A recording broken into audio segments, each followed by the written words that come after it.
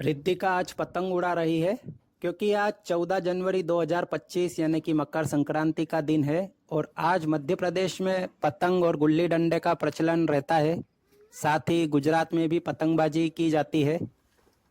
नमस्कार, मैं सुदीप सिंह राठौर आपका बहुत बहुत स्वागत करता हूं। प्रणाम। आज हम बात करेंगे मकर संक्रांति के बारे में, संपूर्ण जानकारी आपको देंगे। भारत के प्रमुख पर्वों में से एक मकर संक्रांति को भारत और नेपाल में अलग अलग रूपों में मनाया जाता है एवं भिन्न भिन्न नामों से जाना जाता है। आप स्क्रीन पर सूर्य देव देख सकते हैं। आज सूर्य की उपासना का विशेष महत्व रहता है। पौष मास के जिस दिन सूर्य मकर राशि में प्रवेश करता है उस दिन इस पर्व को मनाया जाता है और वर्तमान शताब्दी में यह पर्व जनवरी माह के 14वें या 15वें दिन यानी कि 14 तारीख या 15 तारीख को होता है।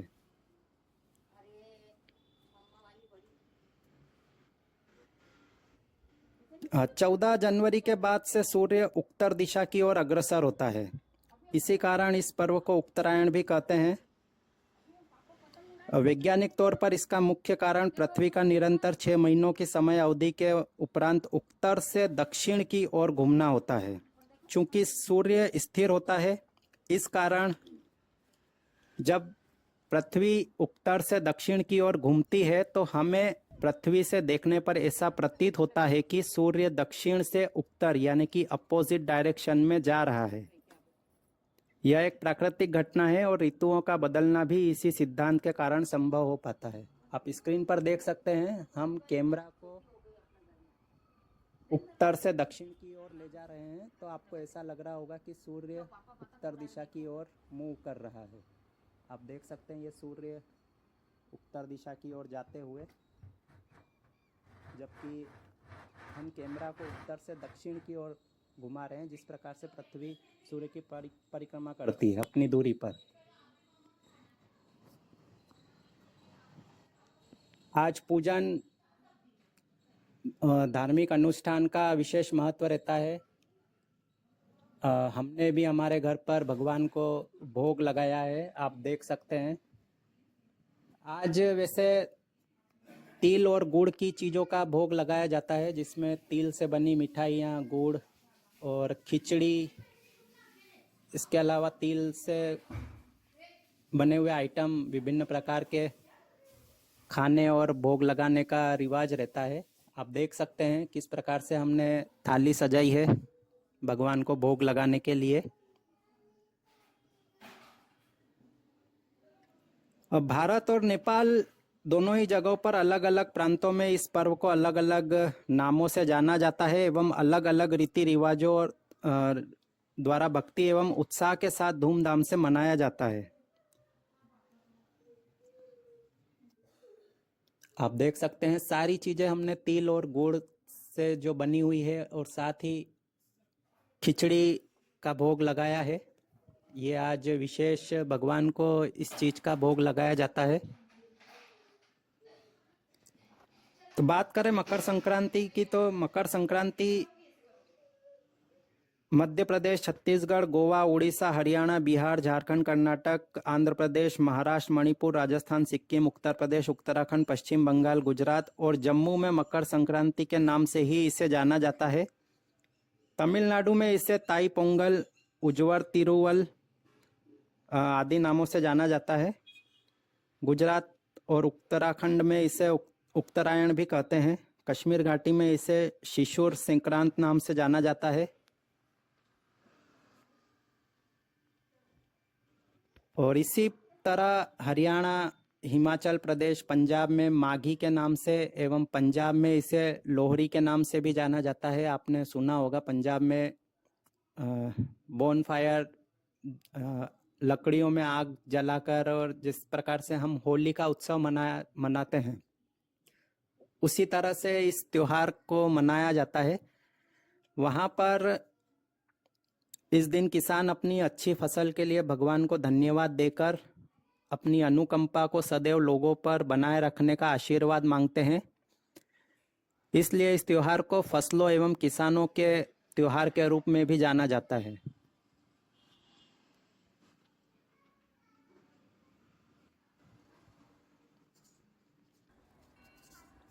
ये इस वक्त हम रतलाम के अति प्राचीन बरबड़ श्री हनुमान जी मंदिर में आए हुए हैं। मकर संक्रांति है, जिस प्रकार से मैंने आपको बताया कि आज धार्मिक महत्व ज़्यादा रहता है, पूजन पाठ का महत्व ज़्यादा रहता है।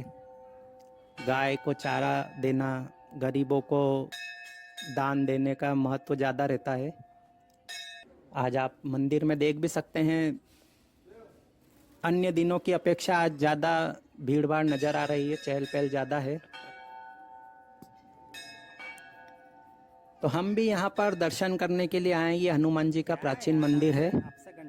आप देख सकते हैं सुंदर हनुमान जी की प्रतिमा, बरबड़ हनुमान जी कहते हैं इन्हें। ये मंदिर पहले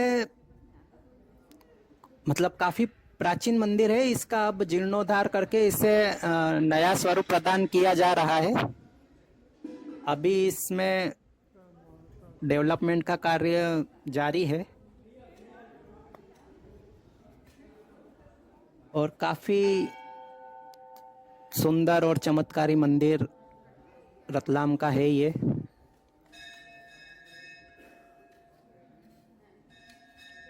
साथ ही हम बात करें मकर संक्रांति को अन्य राज्यों में किस नाम से पुकारा जाता है, तो इसमें असम में इसे भोगाली बिहू, उत्तर प्रदेश बिहार में खिचड़ी के नाम से जाना जाता है, पश्चिम बंगाल में पौष संक्रांति कहते हैं, और इसके अलावा भारत के बाहर भी इस पर्व को अलग अलग नामों से जाना और मनाया जाता है। जैसे बांग्लादेश में इसे पौष संक्रांति, नेपाल में माघे संक्रांति या खिचड़ी संक्रांति कहते हैं। और इस दिन नेपाल में सार्वजनिक जो अवकाश रहता है वह सार्वजनिक अवकाश रहता है वहाँ पर। थाईलैंड में इसे सोंगकरन, लाओस में पीमालाओ, म्यांमार में थिनयान और कंबोडिया में मोहा संगक्रान। और इसके साथ ही हमारे पड़ोसी देश श्रीलंका में, चूँकि वहाँ पे तमिल पीपल ज़्यादा हैं, तो पोंगल या उज्वर तिरुनल कहते हैं।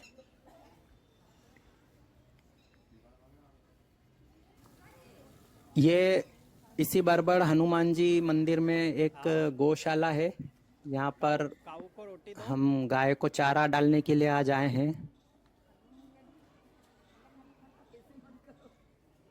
सभी लोग आज के दिन यहाँ दान पुण्य करते हैं, गायों को चारा देते हैं। तो आज आप देख सकते हैं कि काफ़ी चारा यहाँ गायों के आसपास है।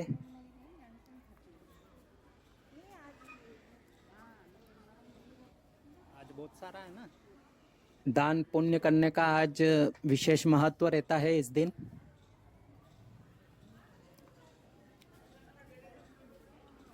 काफ़ी अच्छी गौशाला यहाँ पर बना रखी है। इसके साथ एक और गौशाला है, हम वहाँ पर भी जाएंगे। अभी रतलाम में गौशाला रोड पर एक गौशाला और है, पुरानी और बड़ी गौशाला, हम उसके भी दर्शन करेंगे। ये आप देख सकते हैं।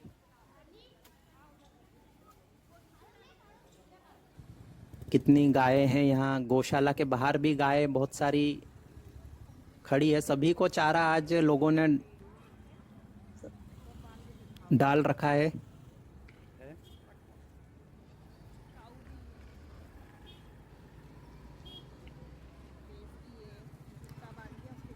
अब बात करें मकर संक्रांति के महत्व की, तो इस दिन जैसा कि मैंने आपको बताया कि जब तब दान, स्नान, श्राद्ध, तर्पण, धार्मिक अनुष्ठान, धार्मिक क्रियाकलापों का विशेष महत्व रहता है।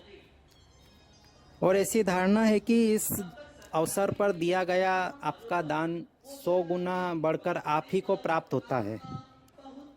यही कारण है कि लोग बढ़ चढ़कर दान पुण्य आदि में भाग लेते हैं, दान पुण्य कार्य करते हैं। और ये जो गौशाला आप देख रहे हैं, ये दूसरी गौशाला है। हम वहाँ से बरबड़ से निकल चुके हैं और ये रतलाम की गौशाला रोड पर एक गौशाला बनी हुई है। काफ़ी बड़ी गौशाला है ये, काफ़ी गायें हैं यहाँ पर। रिद्धिका आप देख सकते हैं, ये रिद्धिका, इसी बच्ची का ये चैनल है। रिद्धि का माय विश गायों को अपने हिसाब से चारा देते हुए।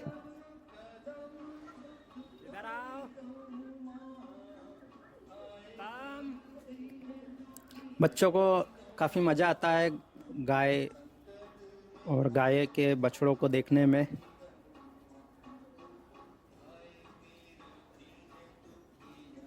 मध्य प्रदेश में इस दिन भगवान को तिल और गुड़ का भोग लगाया जाता है, जैसा कि मैंने आपको बताया था। और बच्चे खूब गिल्ली डंडा और पतंग उड़ाते हैं इस दिन। गाय को चारा डालना और दान पुण्य के साथ इस दिन मंदिरों में कई धार्मिक अनुष्ठान कार्यक्रम किए जाते हैं। साथ ही इसी प्रकार हम बात करें उत्तर प्रदेश की, तो इसे मुख्य रूप से दान का पर्व ही माना जाता है। वहाँ पर भी प्रयागराज में गंगा यमुना सरस्वती संगम पर प्रत्येक वर्ष इसी समय एक माह का माघ मेला लगता है। चूँकि इस बार प्रयागराज में कुंभ का आयोजन हो रहा है इसी समय, जो कि 13 जनवरी से शुरू होकर 26 जनवरी तक चलेगा। अब बात करें कुंभ की, तो कुंभ का आयोजन हर 4 वर्ष में 4 अलग अलग स्थानों पर लगता है, जिसमें प्रयागराज, हरिद्वार, उज्जैन एवं नासिक शहर आते हैं। पुराणों के अनुसार ऐसा बताया गया कि इन स्थलों पर समुद्र मंथन के दौरान प्राप्त होने वाला जो अमृत था, उसकी कुछ बूंदें इन स्थानों पर गिरी थी। इस वजह से ये अति पवित्र स्थान है और यहाँ पर कुंभ का आयोजन किया जाता है। और इसी प्रकार से अगर बात करें हमारे पड़ोसी राज्य राजस्थान की, तो यहाँ इस दिन सुहागन महिलाएं अपनी सास को वायना देकर आशीर्वाद प्राप्त करती है। साथ ही महिलाएं किसी भी सौभाग्य सूचक वस्तु का 14 की संख्या में, और ये रिवाज मध्य प्रदेश में भी है, 14 की संख्या में चीज़ों का लेकर पूजन और संकल्प कर 14 अलग अलग ब्राह्मणों को दान करते हैं। इस प्रकार मकर संक्रांति के माध्यम से भारतीय संस्कृति सभ्यता की एक विविध झलक देखने को मिलती है। आप ये देख सकते हैं गायों को गौशाला में।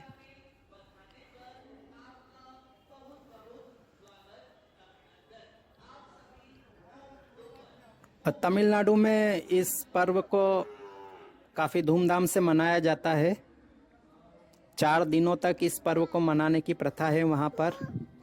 पहले दिन को पोंगल कहते हैं, दूसरे दिन को सूर्य पोंगल, तीसरे दिन कन्या पोंगल कहलाता है। और इस प्रकार पहले दिन वहाँ जो घर का जो कूड़ा करकट है उसे इकट्ठा करके जलाया जाता है, स्वच्छता बनाई जाती है। दूसरे दिन लक्ष्मी जी की पूजा की जाती है, तीसरे दिन पशुधन की पूजा की जाती है, और इसके बाद में सूर्य देव को नैवेद्य चढ़ाकर खीर प्रसाद बांटा जाता है। इस प्रकार से तमिलनाडु में इस पर्व को 4 दिन तक मनाने की अपनी अनूठी प्रथा है। और ये गढ़ कैलाश मंदिर आप रतलाम का प्राचीन मंदिर है। यहाँ बालिका ये शिव जी को जल चढ़ाते हुए आप देख सकते हैं। छोटी सी बच्ची जल चढ़ा रही है। बंगाल में इस दिन स्नान के पश्चात तिलदान की प्रथा है। गंगा सागर में हर वर्ष विशाल माघ मेला लगता है, और ऐसी मान्यता है कि इस दिन गंगा जी भगीरथ के पीछे पीछे चलकर कपिल मुनि के आश्रम से होकर सागर में जा मिली थी। ये श्री गढ़ कैलाश की अति प्राचीन और दुर्लभ प्रतिमा है। इस एक प्रतिमा में शिव जी, उनके बगल में पार्वती मैया नंदी पे विराजमान है। साथ ही उनके चरणों में श्री गणेश और नंदी जी के गले के नीचे कार्तिक स्वामी जी विराजमान है। ऐसी प्रतिमा भारत में और कहीं भी नहीं है। ये सिर्फ रतलाम के गढ़ कैलाश प्राचीन मंदिर में ही विद्यमान है। और इस मंदिर की बात करें तो यह लगभग 350 से 400 वर्ष पुराना स्टेट टाइम का मंदिर है। रतलाम के महाराजा रतन सिंह जी राठौर द्वारा इस मंदिर को यहाँ पर बनवाया गया था। ये पूरा गढ़ कैलाश परिसर काफ़ी सुंदर स्वच्छ बना दिया गया है। इसके सम्मुख में ही एक विशाल सरोवर भी है, वह भी आकर्षण का विशेष केंद्र रहता है।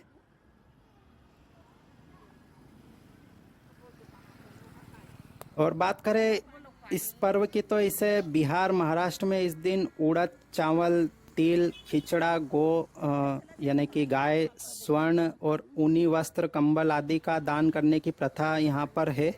और इस जगह बिहार और महाराष्ट्र में इसे खिचड़ी के नाम से भी जाना जाता है संक्रांति को।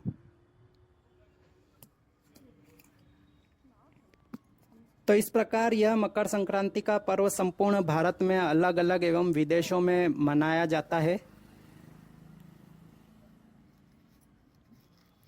जो भक्ति एवं अध्यात्म से जुड़ा हुआ एक विशेष पर्व है।